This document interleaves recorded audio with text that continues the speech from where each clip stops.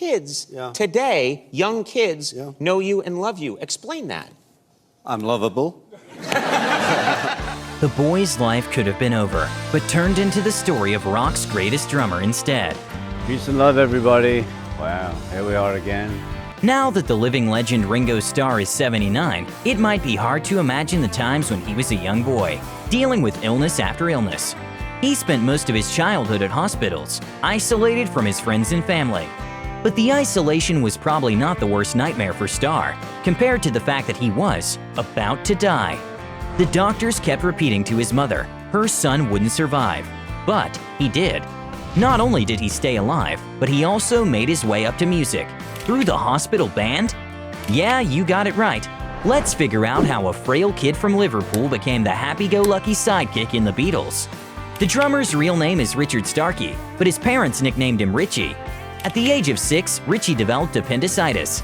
An operation of appendix removal left young Starr with a raging infection, causing him to fall into a coma. The doctors didn't leave Richie's family even a glimpse of hope, claiming that the kid won't wake up. After 10 weeks of lying unconscious in a hospital bed, he finally stepped on the road of recovery. For this victory in the battle against death, Richie's grandfather even nicknamed him Lazarus. I feel fine. How long do you intend being here? Plugging it, you know. Unfortunately, it was the very beginning of Ringo's struggles with health. Just as he was getting back on track, a disaster struck again. At the age of 13, Starr was admitted to a sanatorium as a tuberculosis patient. His condition meant he had to stay in the hospital for at least a year before doctors would discharge him. However, the future musician stayed there for even more, for 2 years to be precise. What did you dislike about being in hospital? Nothing really, because I had to go in, so, I just sort of settled down and... Such a long period of isolation didn't seem life-asserting for the teenager.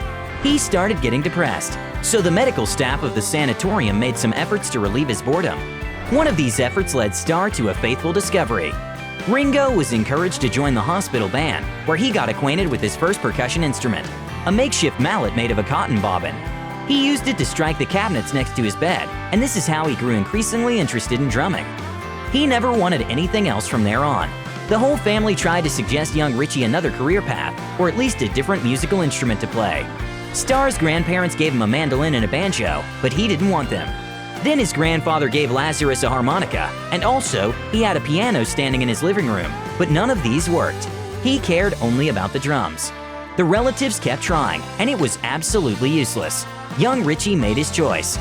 At the age of 17, he went to a holiday camp for 3 months with one of his early bands, Rory's Storm and the Hurricanes. By the way, he was not Richie, but already Ringo at the time. The band's members didn't dig too deep. They called the drummer Ringo because he wore multiple rings on both of his hands.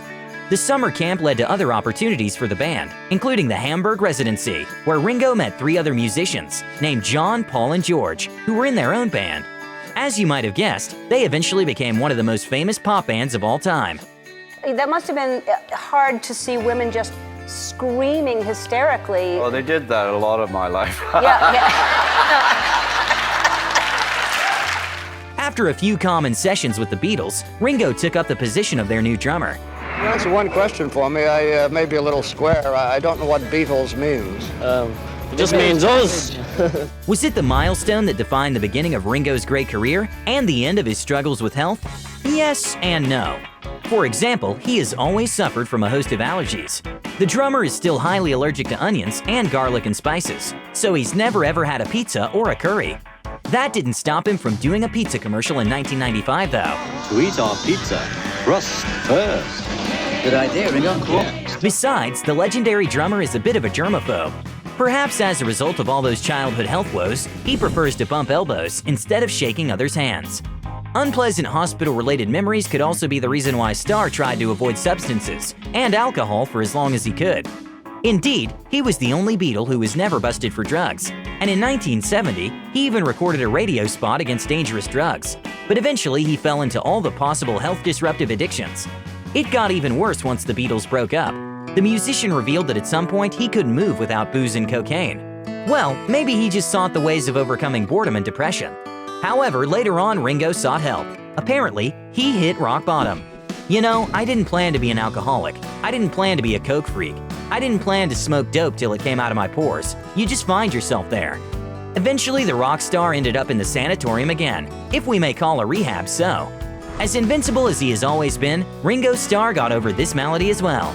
In the recent interview with Parade, the 79-year-old talked about his current clean living. I get up in the morning and I meditate. I go to the gym and I have a trainer, and I work out myself too when I'm on the road. Besides, I'm a vegetarian. It seems like now Starr does his best to stay in great shape. Despite all of his health problems, Ringo is one of the last surviving Beatles and the wealthiest drummer in the world. Oh well, Lazarus he is.